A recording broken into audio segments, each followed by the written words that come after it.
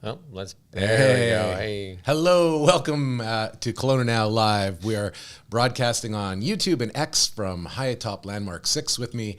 It's Jim and Nikki Check, and we have some fun here this afternoon. We're giving away a Dreamy trip to Nelson and Kootenay Lake area to stay a couple of nights at Ainsworth Hot Springs. At the beautiful Ainsworth Hot Springs. And Nick, if you could pull that up there, we'll show you a picture. Like, that's an award-winning picture, I'm sure. Okay, first off, though, this is you guys driving. Yeah, so that's in there, coming down the Blueberry Paulson. So we took that plane as soon as we got to Nelson, and then that's us up in there. This looks fun. Over Kootenay Lake. So the pilot was second generation. His name was Douglas, and his dad started the company, and he was just an excellent tour guide. Told us all the areas that we were looking over. It was the highlight of. I think we'll let this play a couple times because you can keep going on that, so you're not. That lake is spectacular. It's I don't have the stats for how long it is, but it's long. This is the ferry now that you're on, right? I believe we're on the ferry there. It is, and that waterfall's right in town. Look at that rock work too. Hey? That's not amazing. Yeah. That burger, probably one of the best burgers I've ever had. Ooh. And that was at the Pitchfork. Okay. Pitchfork Eatery. And a lot of farm-to-table stuff there. This is going pretty fast. We'll kind of go back through it twice, I guess, because this was Oso Negro. We had coffee there in the morning. Kelowna needs a spot like that. So we had coffee, and I had a little muffin, breakfast muffin. This is the ferry. The cheapest, longest ferry ride in the world. Cheapest, by cheapest you mean free. Free. So it's the Kootenay Lake Ferry. It's the last. Crawford Bay went right at Balfour there, right? Yeah, there's that's just on the road home. So I think we're going to loop back here. What was the highlight for you guys? I think the plane ride for me. Loved the plane ride. Plane ride was Absolutely amazing. Loved the plane ride.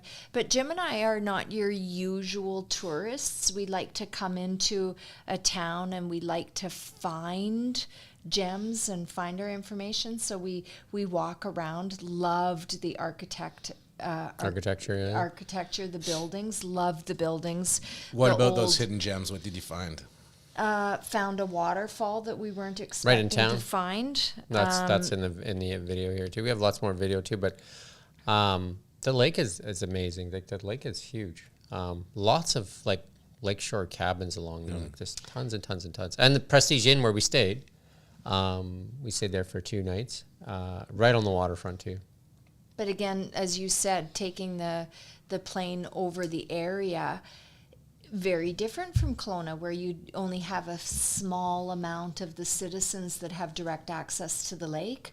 Everyone has lakefront property in the Nelson area. It's just beautiful how populated and lots of funky little eateries for sure, though, like the coffee shops and the restaurants. Like that Pitchfork Eatery was pretty cool. They have the most restaurants per capita, even more so than like the food scene in San Francisco. So wow. The food scene was great. I mean, pleasantly surprised. I think I'm not an outdoorsy. I don't mountain bike. I don't ski.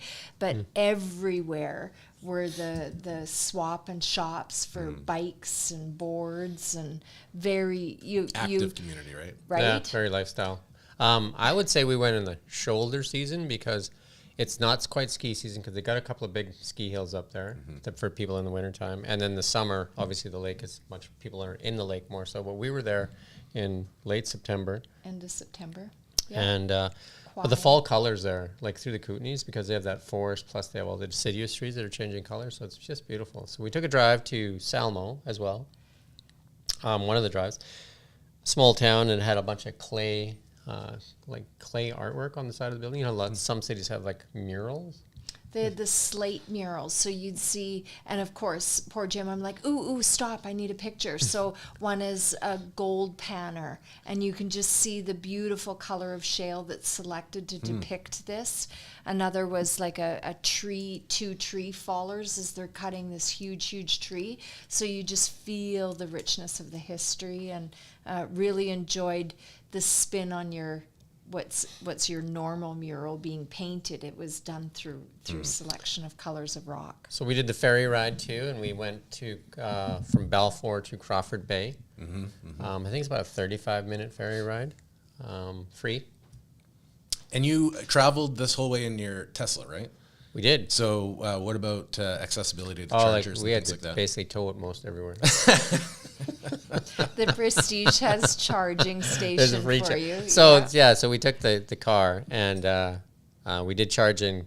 There's a supercharger in Castlegar, but we didn't know that the Prestige had a free complimentary charger there, a Tesla charger. Nice. At the location, which is awesome. So so there's no the car was great for the trip and no issues at all, no range anxiety, none of that. Just it was great. And but in Crawford Bay, tons of little shops, tons of little like artisan shops, like So the ones we went and stopped in was Dog Patch Pottery. And again, just a real movement around custom-made pottery and the uniqueness of the pieces. Beautiful, beautiful display of pottery work. We stopped at Jewelry Legale, and it was her last day before she was closing for the season. And then the one that I was very curious about was again, reading about it on the app, I knew that we were going to be going to this, I'm going to call it a broomery, North Potter store. Woven Broom Co.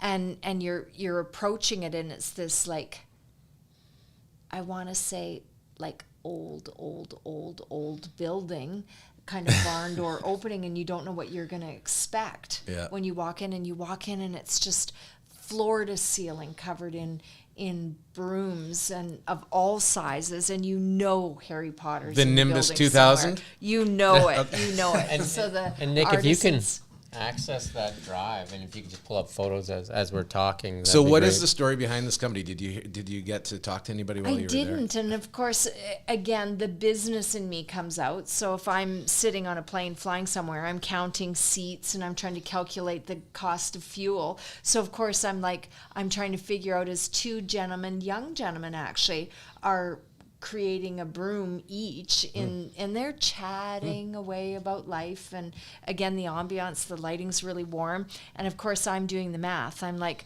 trying to count all the brooms. I'm trying to figure out if it's a viable business, but it has to be. So they do sales online, and then I suspect, because the building would not be winter weatherproofed, I suspect they were probably coming close to the end of their season and then would reopen in the spring. But Or even if you pull up that contest there's some images in there that we can look at. I know we did, when we went to Crawford Bay, we stopped at a little eatery again. I think it was called Big Red. Oh. Big Reds? it was Now that must have been, I've seen the picture, that would be because of the big cedar Yeah, trees, it was red just, cedars. and it was so just, again, it redwoods. would be a campground that we were at or something, and it was the baked goods in there were crazy. Like There's Bob. Look at that. Unbelievable. There's Bob, that bridge, yeah. So big orange beautiful big community, orange like bridge. just, I mean, the fall mountain tapestry obviously is what we're talking about, how the color changes in that area are just incredible. And there's our pilot. He was amazing. You have to go fly with Douglas. He was just so authentic and And we genuine made it. and down So to there's that. It's KLA, I think, Kootenay Lake. It's going to go right on the wing here coming up. I can actually Kootenay play Lake this little Aviation. video here, Nick, if you can, right? Flykla.com.